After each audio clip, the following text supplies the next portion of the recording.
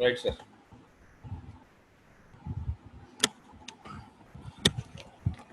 So till now we have discussed about the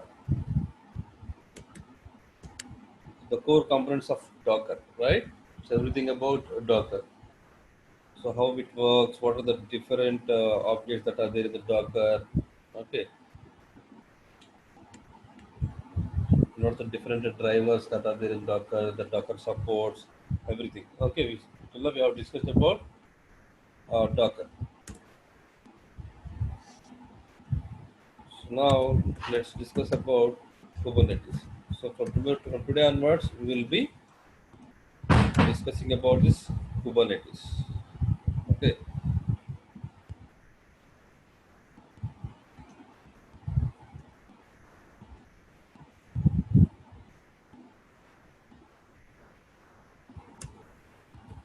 So what is this Kubernetes?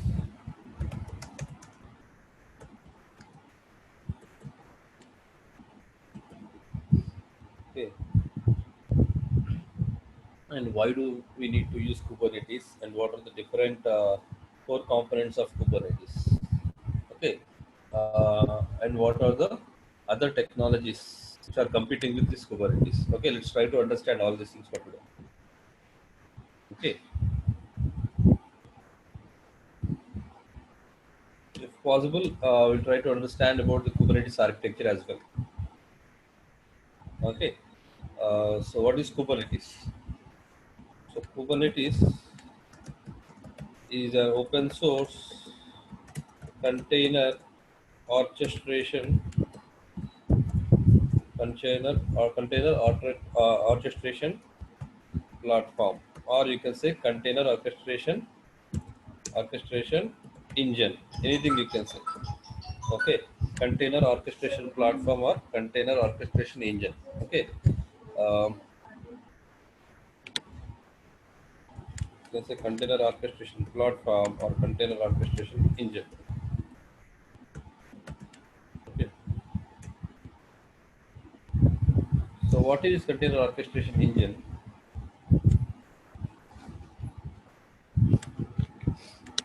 Okay, before to get into that, okay, so generally we call it as we used to call this Kubernetes as K8s. Okay, generally people call this Kubernetes as K8s. Okay, so if you can observe this Kubernetes, okay, what is the starting letter, sir? What is the starting letter of Kubernetes? K. So what is the ending letter of Kubernetes? S, right? So if you can count the characters of the Kubernetes, apart from K and S, one, two, three, 4, 5, 6, 7, and 8.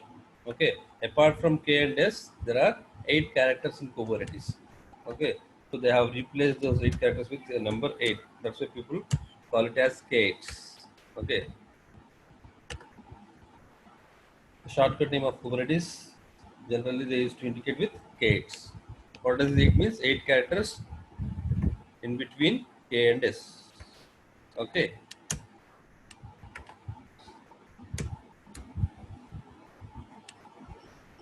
Now, what exactly is this container orchestration engine?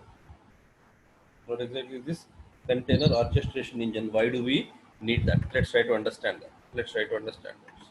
Okay.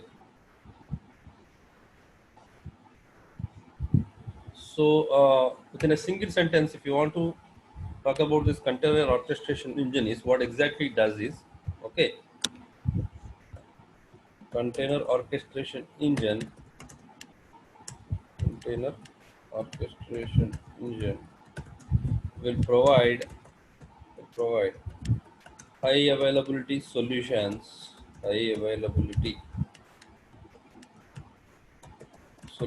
to the containers. Okay.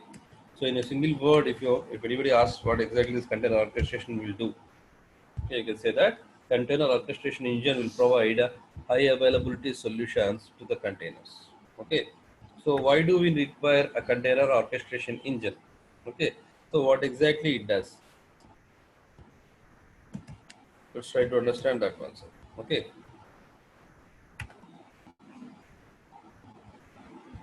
Let's say till now whatever we have discussed in the Docker. Okay. We have just discussed. Okay. Everything that is there on a single machine, right? So we have a single EC2 instance, we have a single server. Okay, you can take it as a EC2 or VM or whatever it may be. Okay, so on top of that we have installed Docker.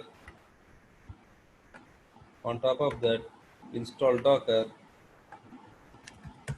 Okay, on top of that we have created containers. What are the operations that we have just performed till now? Okay,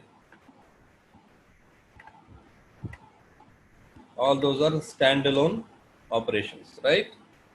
So, but in real time, in your dev environment or in a production environment or your QC environment, okay, there may be a group of servers, right? And- Okay, definitely more than one server would be there, right? There may be more than one server would be there.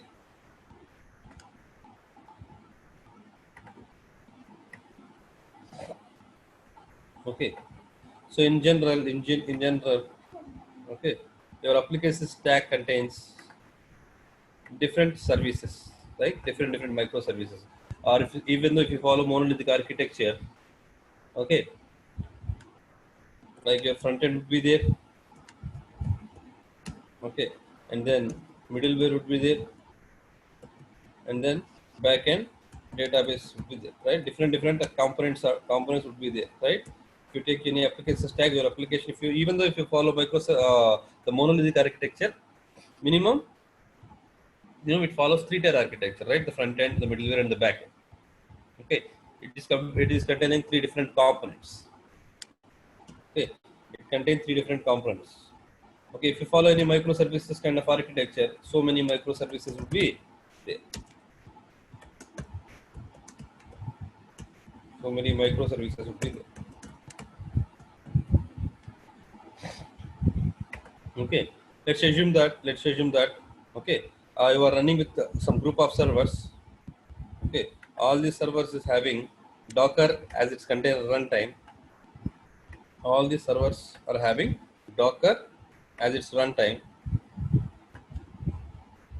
Okay, because in the real-time environment, we don't have only one single server. We'll be having multiple servers, right? We'll be having assume that we have three different servers, three different components. Okay, three different servers. Okay, let's assume that you have deployed your front-end container. You have deployed your front-end container in this VM number one. Let's name it as server one. We'll name it as server two, and let's name it as server three. Okay, imagine that your front-end component you have developed, you have deployed the front-end container. Let's name it as FCTR1. Okay, F container. That means front-end container you have deployed into this server number one, and the middleware container you have deployed into server number two. Okay, the middleware container you have deployed into server number two. Okay,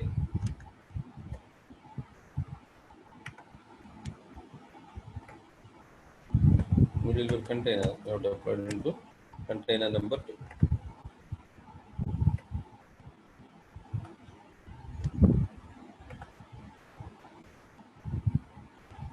And the backend container you have deployed in server number three. Backend container you have deployed into server number three.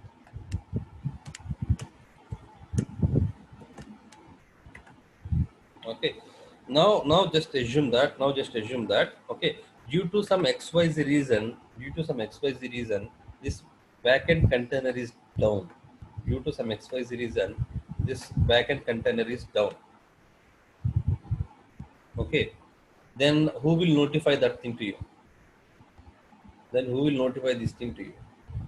Okay, if any one container got down, who will notify that thing to you? Okay, as for each and every minute you need to manually, okay sir, you need to manually observe these things, and you need to manually verify these things, whether all the services are running or not. You need to manually monitor this thing. Okay, and the other thing, okay, this container got down. In order to run the application, we need to create one more container, right? We need to create one more container. Okay, so if one container is down, first thing is someone should be there in order to notify you, and the other thing is, again you need to replace that container, or again you need to create that container. Okay, that is the second thing. Who will be doing that thing? Okay, so you need to manually do that thing. First thing is we need to identify which container is down, okay, onto which server what container is down, and the other thing is the down container we need to create, need to up, or else we need to replace that container with one more new container. Okay, these are the first thing. And the second thing, sir. Okay, if unfortunately, if unfortunately, okay, let's say the power connection to this entire server is down. Okay, not only single container down, at this time the server one, entire server one is down.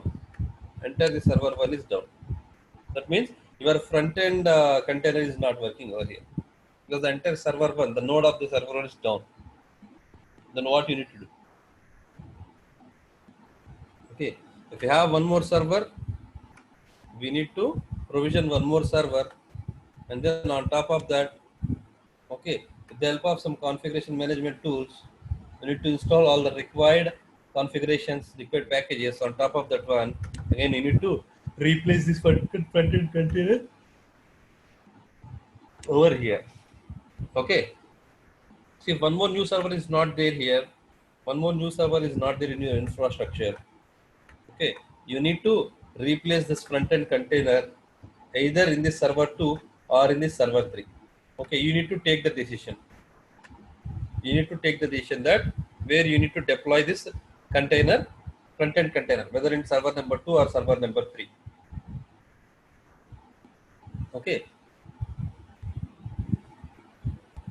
let's assume that, okay, you have decided that you want to deploy this server, this container, front end container in server number 2, but due to some XYZ reason, or unfortunately there is not much space that is available on server number 2. Okay, there is no that much of RAM is available on server number 2.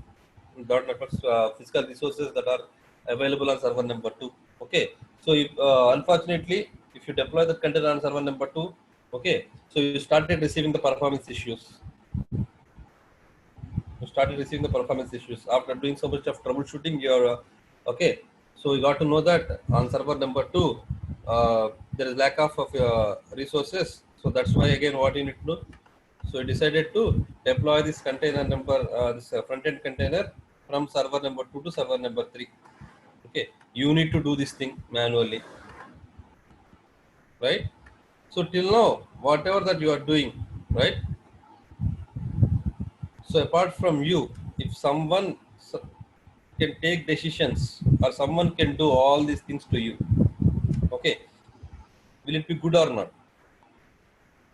Okay, so instead of your interference, or instead of you go to ahead and find which container is down, and what container that does it needs to up, okay, and in which server there is enough resources. Okay, if you want to deploy, or if you want to create a new container, on which server you need to create. Okay, so all these things, instead of you, if someone can do these things for you, it would be very very good, or very very time saving kind of stuff, right? So that person is actually called as a container orchestration engine. The container is called as container orchestration engine. Container orchestration engine. Okay, what it will do? It will keep on monitoring all the containers. If any one server got down, Okay, if any one container got down, it will try to create one more container on that server. Okay, if one server got down, if one server got down, what it will do is all the containers that are running in that container, right, in that server, okay, will try to replace those containers in any other servers which are running. Okay, it will check the physical resources. According to the resources, it will try to deploy the containers. Let's say if it is running with two containers, okay, so if this server got down, it will try to replace these two containers, one container in server 1 and other container in server 2. At that time, let's say the physical resources are not available for the server 1, it will deploy those two containers on server number 2. Okay, so those are the things that this container orchestration engine will perform. Okay, if you have a more than one server, if you have a group of servers, okay, in order to maintain the containers efficiently, okay, so in order to provide the high availability solutions to the containers, we need a container orchestration engine. Okay, so what are the different kinds of container orchestration engines that are available in the market? What are the different kinds of container orchestration engines that are available in the market? Okay, so the different container orchestration engines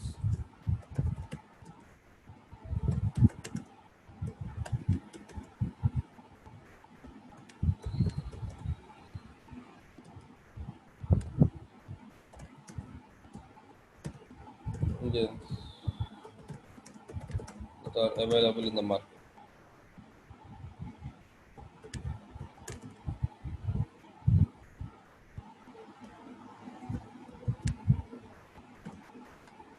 Okay, we have something called as, first we need to go Docker Swarm. Okay, and we have something called as Apache Mesos, and we have Kubernetes. Okay, and we have some other orchestration engines. Out of these three are popular. Okay, so Docker has its own product. Docker has its own product called as a Docker Swarm. Okay, it's completely the product of Docker. Okay, so Kubernetes is not a product of Docker; it's a separate product. Okay, so Docker is having its own product which is called as Docker Swarm. Okay, especially when you have this kind of infrastructure, multiple servers, okay, the group of servers. Okay, Docker has its own product for the container orchestration engine. Okay, so if you want, you can go ahead and use this Docker Swarm. It's very easy to install and very easy to run. But the problem here with the Docker Swarm is, okay, if your container runtime is Docker, then only this Docker Swarm will work out. Okay, if you use any other container runtimes like Rocket or any other container runtimes, okay, you cannot use this Docker Swarm. Okay, absolutely. In future, there is no guarantee that people will be using this Docker Swarm. Your container runtime as Docker only. Okay, some other technologies or some other useful technologies will come in order to replace the Docker. If you replace the Docker, okay, then entire thing you need to replace. You don't need. You really need to worry about your infrastructure. Okay, entire thing you need to replace with the new technology. Okay, that time this Docker Swarm will not help you. Okay, this Docker Swarm is purely for Docker containers. So if you have any other container technologies, this Docker Swarm might not be helpful to you. Okay, this is for only Docker containers. This is for only Docker containers.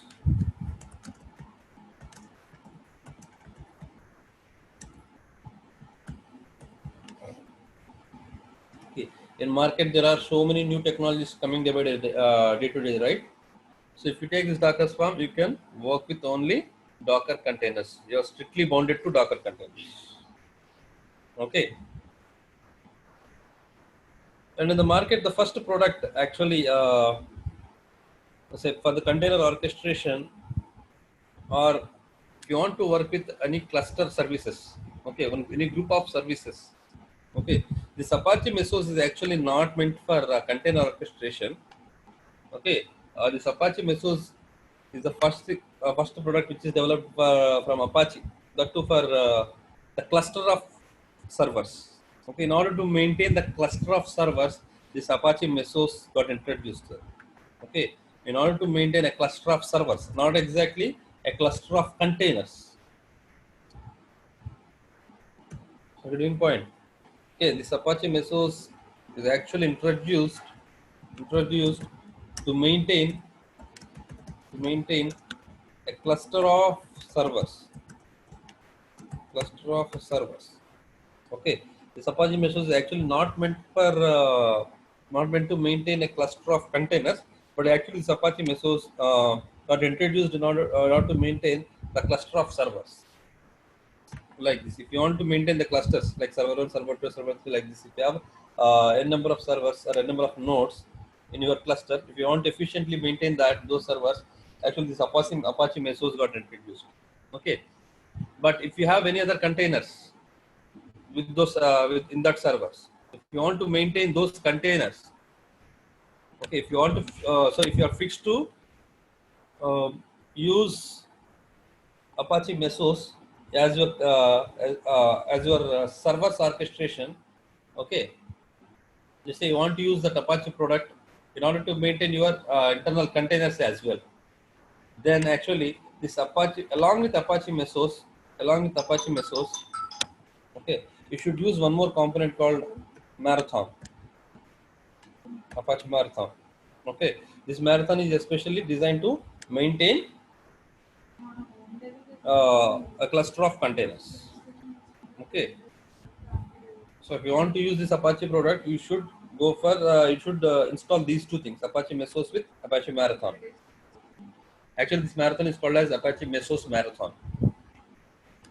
Okay, that means for servers orchestration, you should install one tool, and for the container orchestration, you should install some other tool called as Apache Mesos Marathon. Okay, and there is one more product called Kubernetes.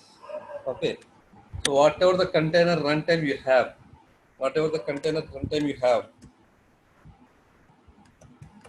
either Docker or Rocket or container D, okay, whatever the container runtime you have, this Kubernetes will work with any container runtime. Okay, and apart from that, it works well on physical servers, on virtual servers, on cloud servers. Okay, on any cloud, AWS cloud, DigitalOcean cloud. Okay, or your private cloud servers like OpenStack, OpenShift. Okay, or Cloud Stack. Anywhere this Kubernetes will work, sir. Okay, so out of these tools, the Kubernetes is most popular one. Okay, even nowadays, Docker is trying to integrate or develop their solutions with the Kubernetes. Okay, internally they are trying to link with the Kubernetes, sir. So all the products, the solutions for their products, they are trying to use this Kubernetes. Okay. So out of these, why this Kubernetes is so much popular? Because okay, it can it can use any container runtime. Okay, and it can run on any kind of server environment. Apart from that, the major thing is actually this Kubernetes. Okay, is a product of Google. Is a product of Google. Okay, that's why it's more reliable product. Okay, so Kubernetes is a product of Google, sir. So Google is actually developed this Kubernetes. Okay, so observe, sir. Sir, have you ever seen these Google pages down? If you want to search, you are using Google search engine, right? This one. Okay, have you ever seen this one is down? No, right? So actually, in the browser, you are getting this one, right? Google.co.in. If you search for google.com or google.co.in, you are receiving this page, right? Actually, this is the backend of This page is actually container. Okay, the backend of your browser, this one, the Google search bar is actually a container. So if you enter google.co.in or google.com, the reply is getting from a container. Okay, that means Kubernetes. So the backend of this actually Kubernetes is managing this all these containers. Sir. Okay, so backend of this one is actually instead of container we can say Kubernetes. Okay, so if you are searching from if you are browsing through, like let's say if you are surfing some YouTube, okay, if you open YouTube, the backend of YouTube is again containers. Okay, the Gmail, the backend of Gmail is actually container. Okay, so whatever the thing that we are using on Google, right? So everything is containers. Okay, so who will be maintaining these containers?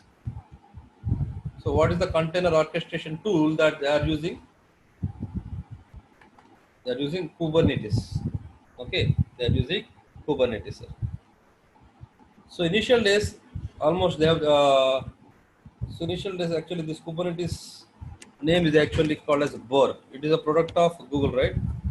So they have developed one project called Borg. Okay,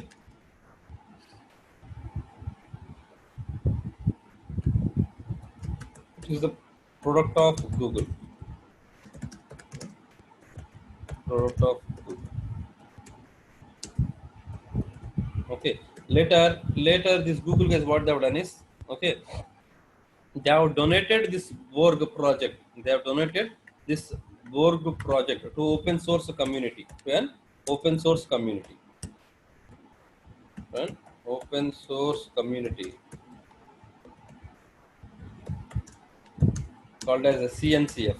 CNCF. CNCF stands for Cloud Native Computing Foundation. Cloud Native Computing Foundation. Cloud Native Computing Foundation. An open source community called Cloud Native Computing Foundation. Okay, so under this Cloud Native Computing Foundation, so we'll be maintaining this Cloud Native Computing Foundation. Okay, the major contribution on this Cloud Native Compute behind this Cloud Native Computing Foundation is Linux Foundation. Okay, apart from Linux, so many other companies are there which are the part of this Cloud Native Computing Foundation. That means who will be developing some other features of this board. Okay, so they have donated this Borg project to open source community. So this CNCF has developed this. So the backend of the CNCF is some other companies like Linux Foundation, even Red Hat, let's say Microsoft, Oracle. So many companies are there. Even our Docker, like this. Okay, so many companies are involved to develop. Okay, to develop a CNCF compatible products. Okay, that means to develop products which works across all of the technologies or any environment. Okay, so these people are involved in developing this Kubernetes, the solutions for this Kubernetes. Okay, so initially it was developed under Google. So later they have donated that Borg project to CNCF. So the CNCF named this Borg as Kubernetes. Okay, and people started using this Kubernetes, and these companies are actually trying to develop the other products on top of this Kubernetes. Okay, because they have developed, they have donated this to open source community, right? Open source means anyone can add any new functionality to this Kubernetes. So lots of people are now trying to add some other functionalities to Kubernetes. So Kubernetes is actually nowadays is much more evolving product than any other container orchestration engine. Okay, so if you want to see these details, yes, you can go ahead and uh, let's try to search this. Kubernetes, Kubernetes, Kubernetes, uh, GitHub. Let's try to see this one. GitHub.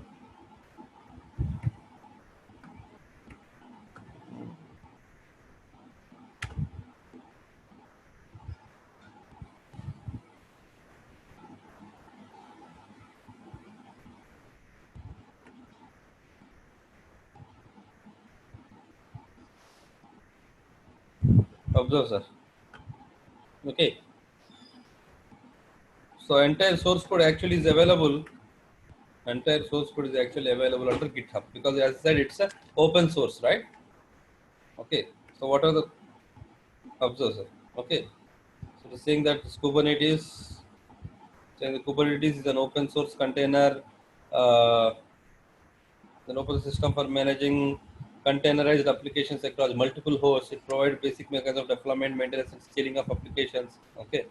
It is actually using Borg. Okay. Kubernetes hosted by CNCF. Okay.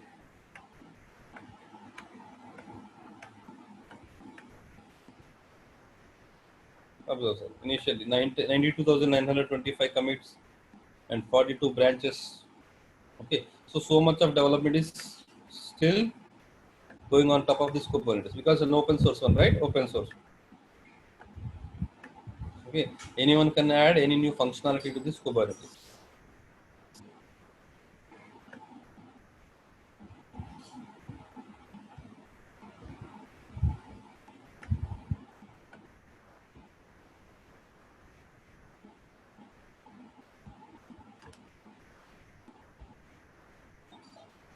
Okay, right, sir.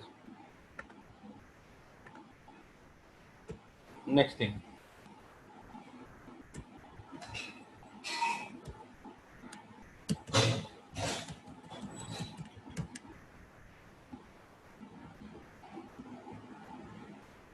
So how this Kubernetes is managing its containers?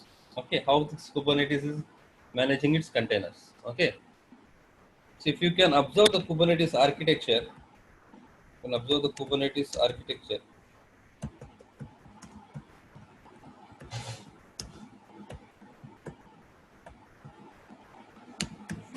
Okay, if you can observe Kubernetes architecture, this entire Kubernetes architecture is divided into two planes.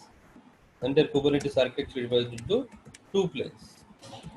Okay, the first one is called as control plane. One is called as control plane, and the second one is called as the data plane. Okay, so actually this Kubernetes architecture is divided into two planes. The first one is control plane, and the second one is data plane. Okay, this control plane actually is like a manager, and this data plane is actually like the workers. Okay, you can say this control plane is a driver, and these data planes are doers. Okay, this control plane is having a managing components.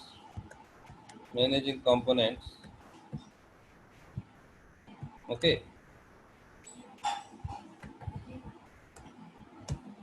and this data plane is containing working components.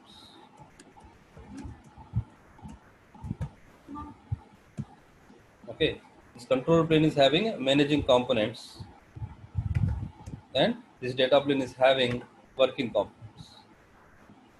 Okay, so these are actually the control plane components are actually called as the drivers. Okay, these data plane components are actually called as doers. So whatever thing that they need to do, these control plane components will instruct, and these data plane components will do.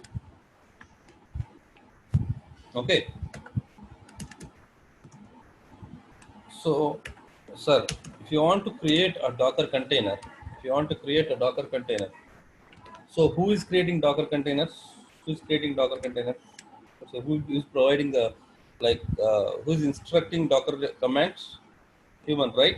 Let's say I am entering some command. Okay, I am giving Docker command. Let's say I want to create a container. If I want to create a container, I am issuing it. Okay, so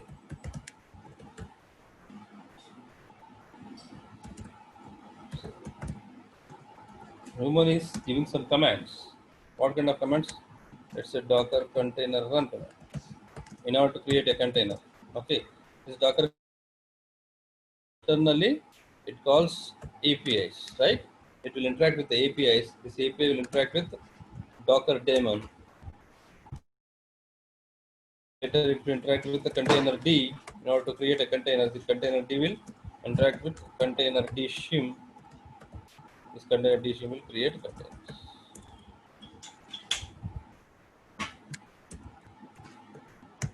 Right? So these are the architecture of a Docker. Now in Kubernetes, okay. So you guys remember this one, sir? I am entering the commands by Docker container run. This Docker container run actually will interact with internal APIs. This APIs will interact with the Docker D daemon. This Docker D daemon will interact with container D in order to create containers. The container D will create a container D shim, and this container D shim is actually creating a containers, right? So in Kubernetes, okay, actually a human is not giving the Docker related containers command, okay. The Kube API server. There is a component called Kube API server, which is responsible or which will issue commands in order to create a Kube API server. Okay. On the control plane, we have something called as Kube API server. Okay. It will order Docker. Okay. It will pass the instructions to Docker container. Okay. So on the data plane, we'll be having a Docker or Docker. Okay. On control plane, we'll be having Kube API server. Okay. So this from the control plane, this Kube API in order to create. So on our control plane, we'll be having a component. On data plane, we'll be having a component called Docker. Okay. So this Kube API server will not directly interact with the Docker. Will not directly interact with the Docker. It will interact with a component called kubelet on data plane. It will interact a component called kubelet. It will interact a component called kubelet on the data plane. Okay, this kubelet will interact with the Docker in order to create a containers. Okay, so instead of Docker, now I'm mentioning this one as a container runtime because in Kubernetes it is not strictly bounded to Docker, right? It can be any container runtime. I'll say container runtime. It will try to interact with container runtime. For example, either Docker or Rocket or container D, like this. Okay. So if you want to create container in Kubernetes, okay, the control plane component called Kube API server, okay, will pass the instruction to kubelet, which is running on the data plane. Okay, now my kubelet will interact with the container runtime in order to create container. According to your runtime, container runtime, it will go ahead and create containers. Okay.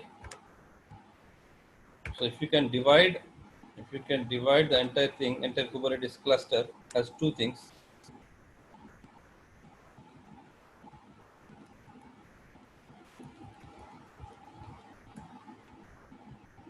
Okay, here we are having two things.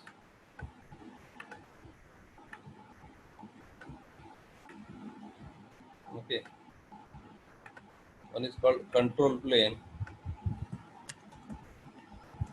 One is called control plane, and the other thing called as data plane. Data. Okay. So control plane is having Kube API server. Control plane is having Kube API server.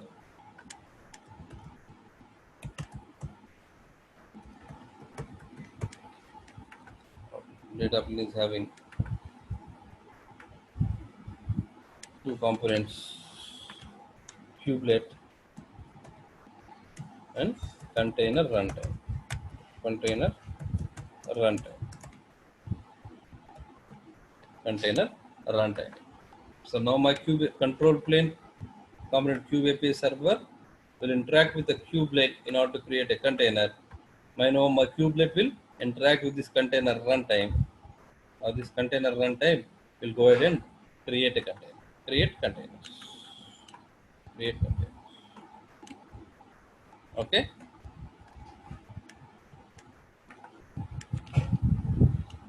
That means if you have a group of servers, if you have a group of servers like this, if you have a group of servers on data plane, here also you might be having some servers. Okay. So the server which we have installed is Cube API server. Okay. Actually, the control plane components we call it as master components. Okay. All the control plane is actually called as master components. What are the components that belongs to this control plane are called as master components. Okay. So whatever the components that are there in the data plane are called as node components, or you can say agent components.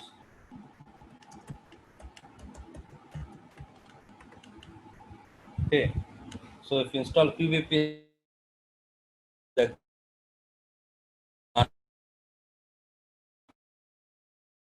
Kubernetes container runtime, all the servers are called as Kubernetes agents.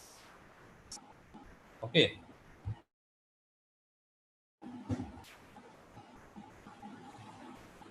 So if you want to create containers with Kubernetes, okay.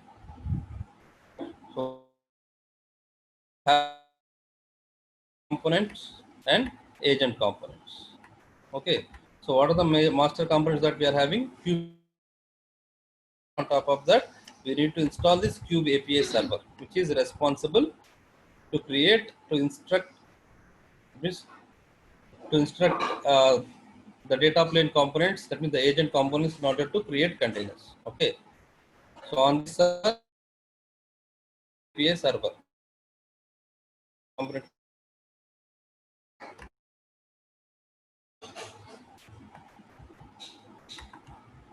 and Kubernetes master, we need to install Kube API server, Kube API server component. Now from this Kube API server, if you want to create containers, okay, so each and every server will be having, each and every server will be having a component called kubelet. Okay, one agent component called kubelet. Each and every server will be having one agent component called kubelet.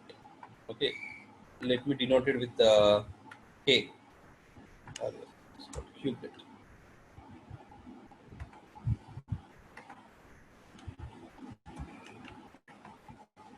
Okay, each and every server will be having a component called kubelet.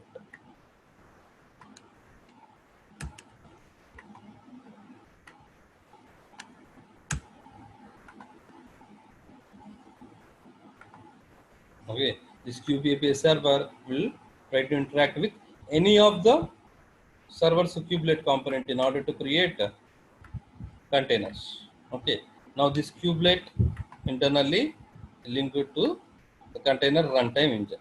The container runtime engines in order to create the containers. In order to create the containers.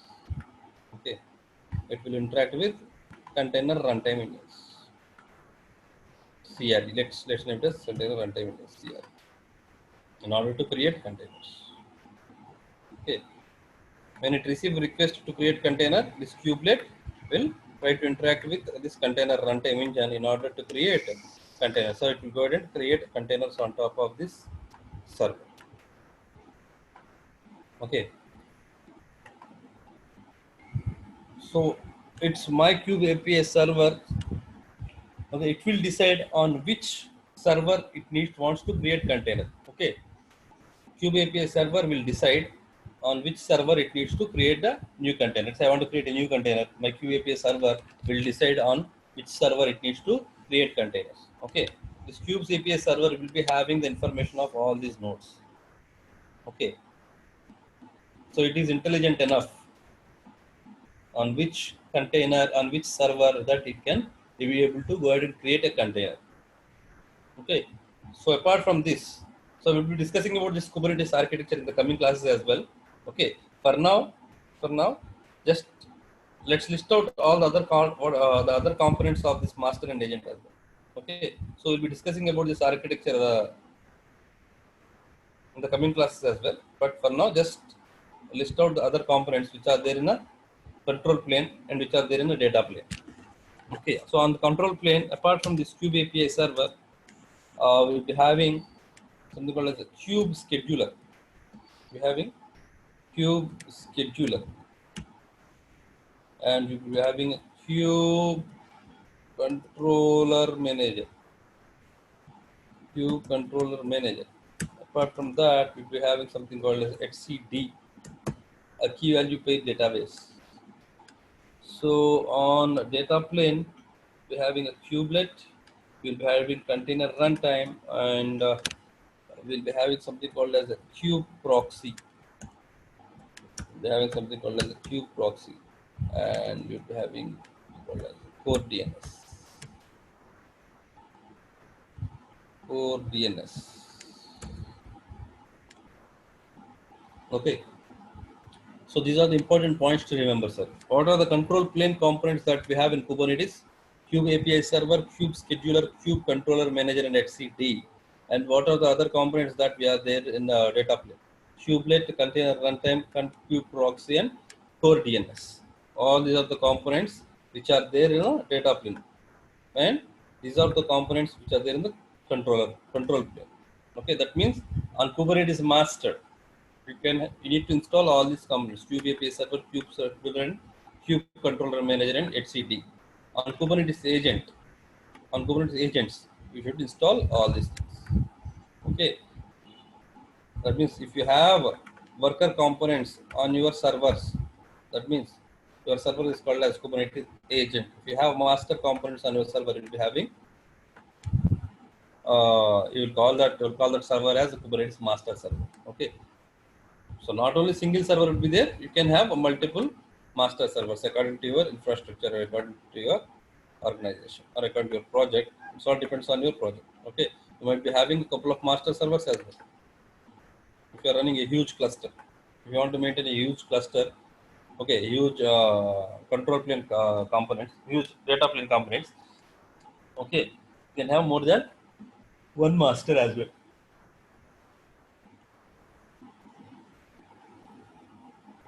Okay.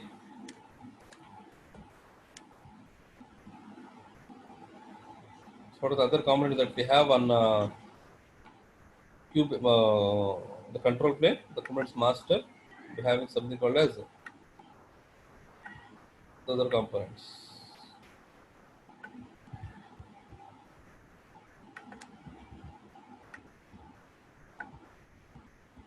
Where we'll be having Cube scheduler. I'll name it as K schedule.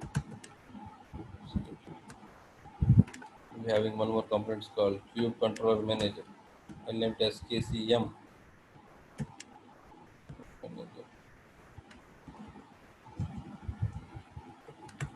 And we'll be having something called as HCD. Okay. HCD is actually called as a key value pair database, which holds the information of the entire cluster. Okay, so key value pair database, which is holding information of an entire cluster. Okay, this is what actually called as entire Kubernetes cluster.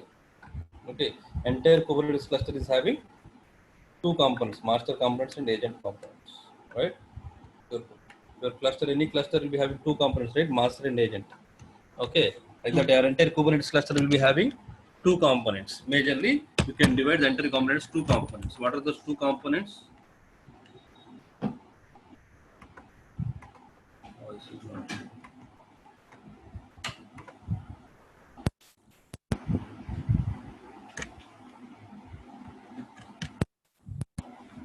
Okay, your entire Kubernetes cluster is having two components: master components and agent components. Okay. In other words, you can call it as a control plane components and a data plane components. Okay, control plane components are having master components and data plane components are having agent components. components. Okay, on master components you'll be having Cube API server, Cube scheduler, and Cube controller manager, and HCD, a database called HCD. Okay, which is a key value pair database which maintains the entire cluster information. Okay, on data plane side, you would be having kubelet, container runtime, and kube proxy, and something called as core DNS. Kube proxy and core DNS. Kube proxy and core DNS. Okay, so the HCD, the key value keeper database, if you want to maintain in a single server, you can go ahead and maintain all these components in a single server, or else you can take this HCD or you can maintain some other servers for this HCD database. Okay, you can have this HCD database separately. Okay, if you want, you can integrate this HCD, you can have this HCD in the same server, or else this database, or else you can take any other server in that server, you can maintain this HCD database separately. Okay, so actually all these components can be able to talk to Cube API server. Okay, the Cube controller manager, the Cube scheduler. Okay, let's say only Cube API server is allowed to talk to HCD. Only Cube API server is allowed to talk to HCD. Okay, so on the data plane side, if you want to interact with the data plane components, okay, so from all these master components, only Cube API server will interact to the data plane components. Okay, it will instruct to kubelet on the data plane side. Now my kubelet will try to interact with the container runtime engine in order to create a container. Okay, so let's discuss about this architecture by tomorrow, and we'll try to install the Kubernetes cluster as well. Okay, if possible, we'll try to install Kubernetes cluster. We'll set up this Kubernetes cluster as well. Okay, so there are so many ways to set up Kubernetes cluster. Okay, we'll discuss all those things by tomorrow. Okay, so if you don't have any cloud account, just go ahead and create one. Okay, because at least we required minimum 2 to 3 servers, because we need to set up master and agent side. It's your wish, sir. You can take one master and you can create 2 agents, or you can take one master and 1 agent. It's your wish. But at least we should require minimum 2 servers. Okay. If you're not having any cloud account, just go ahead and create one. A cloud account, either AWS or Azure or Google Cloud. It's your wish. Okay. Right, sir. So that's all for today. We stop the recording here as well. We'll try to meet by